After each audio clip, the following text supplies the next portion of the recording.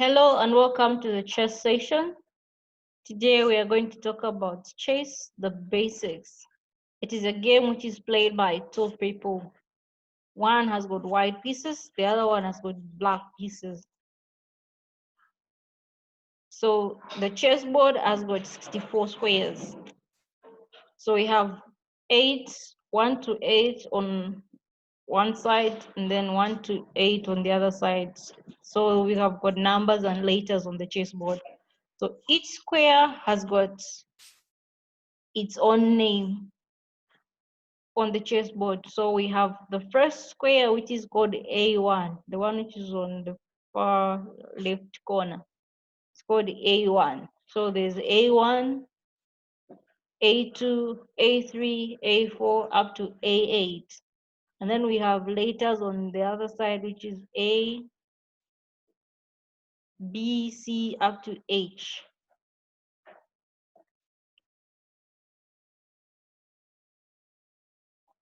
We have pieces on the board, white pieces and black pieces.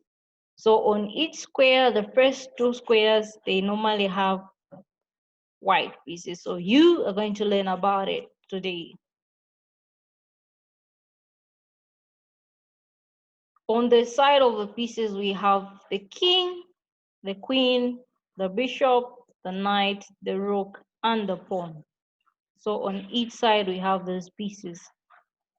We have 8 pawns, which are on the other side of the pieces on the boards, and then 8 on the other side.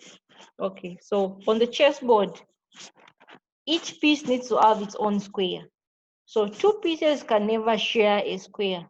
If that happens, one piece is going to be captured. It has to be eliminated from the board, which is called piece capture.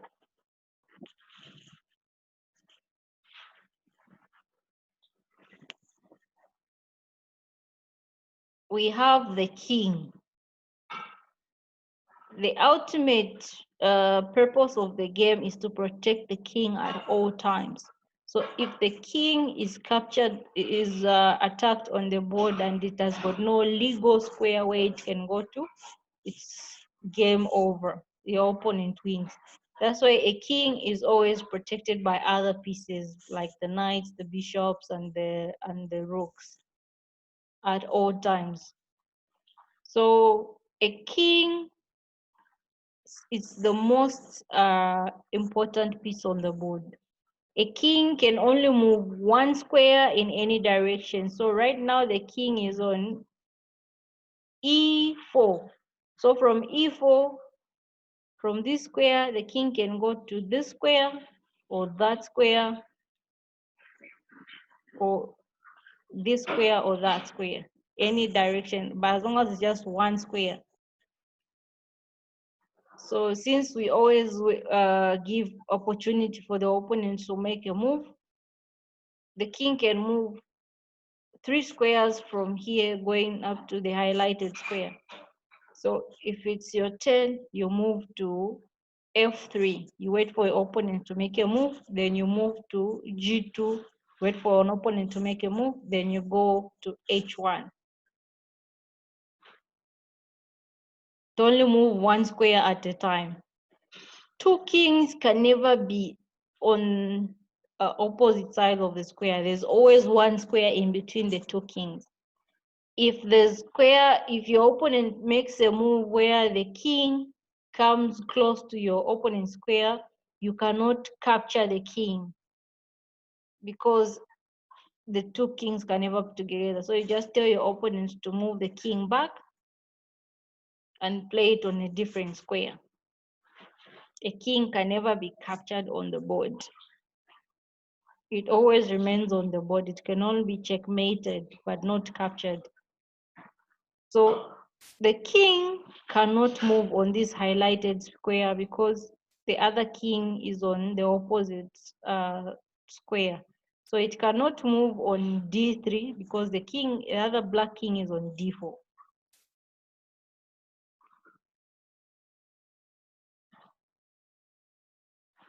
The king can move on F3, but it cannot move on E3.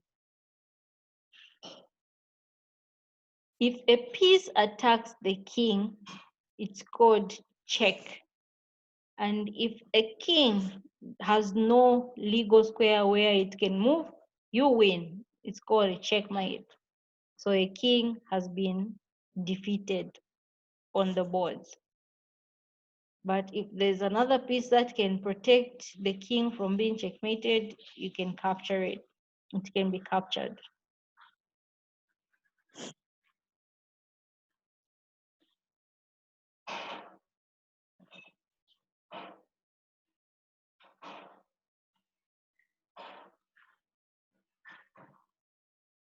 Okay, so now we have another piece we can talk about, which is called the queen. A queen is the most powerful piece on the board because a queen can move at any square, any direction. It can move one square forward or it can move several squares diagonally. So this is where the arrow is pointing. These are called diagonal squares. So it can move on the sides, in front, back, or diagonally.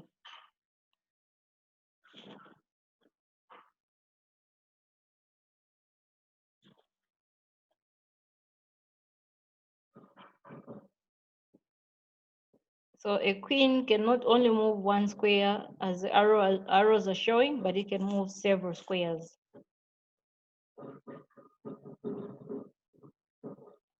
A queen can capture a piece which is along its path. So in this case, it can capture the knight, it can capture the rook because it's along its path.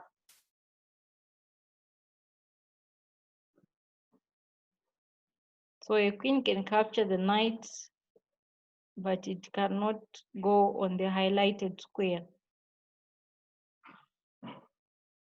It can go on the next highlighted square because it's along the diagonal. And then it can capture the queen, the rook, it can capture the bishop, the pawn, but it cannot capture the knight or the other pawn. So the queen can move to the highlighted square, then it comes to capture the pawn which is on C6, this pawn here.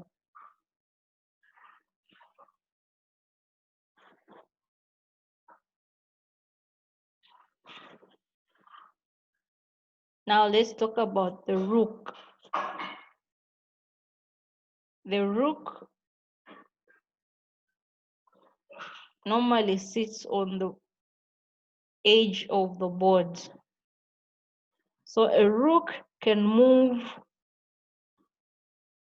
horizontal or vertical, any direction, any square. So it can move from here to the highlighted square, or it can move from where it is to another highlighted square. And then a rook also captures pieces that are along its path. We have the bishop. We normally have two bishops on the board. We have the black bishop and the white bishop. So on each side of the board, on the black pieces, there's a black bishop and the white bishop. On the white pieces, there's a black bishop and the white bishop. The reason why they are called like that is because this is a black bishop, it moves in dark squares. This is a white bishop, it moves in white squares. So white diagonal, white bishop, dark diagonal, black bishop. So it can move on the white square any direction. It can move one step or it can move several squares. And it captures the same way when the pieces are along its path. So we do a test of moving the pieces so it can move from here to here, which is like 4 squares or 1 square. So the black square, the black queen cannot move in the white square. Black queen stays in the dark square. White queen stays in the light square. Now let's talk about the knight. The knight moves in an L shape. The knight is the only piece that is able to jump over or hop over other pieces at the beginning when you set up the board. So the knight, whichever square you put it on, it's supposed to move 3 squares forward or backwards, or and then turn either left or right on 1 square. So exactly how it's been shown. So where the knight is on E4, it can occupy about 8 squares. So this knight can't capture the pawn, it can't capture the rook. So it has to capture something which is on the opposite side of its initial square color. So in this case, anything that is along the dark squares can be captured. But in this case, it can capture the rook, and the pawn can be captured now. Because it's 3 squares, the 4th one you turn.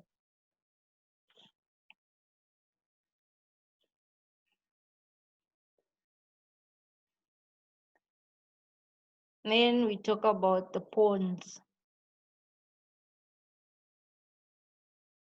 Pawns are the weakest pieces on the board, but they become strong in the long run because they can be promoted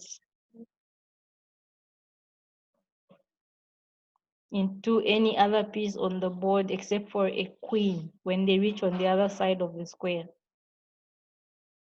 So a pawn only moves 1 square forward and it captures diagonally.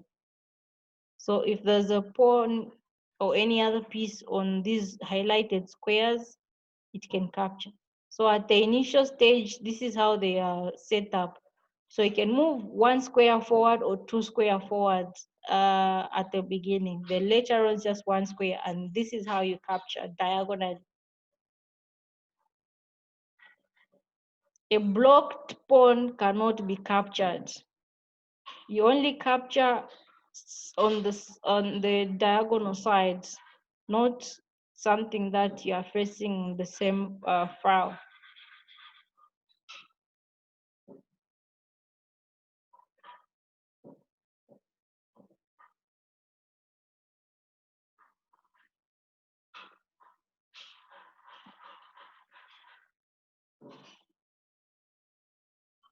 Thank you for watching the video with me. We'll see you in the next video session. Have a good day.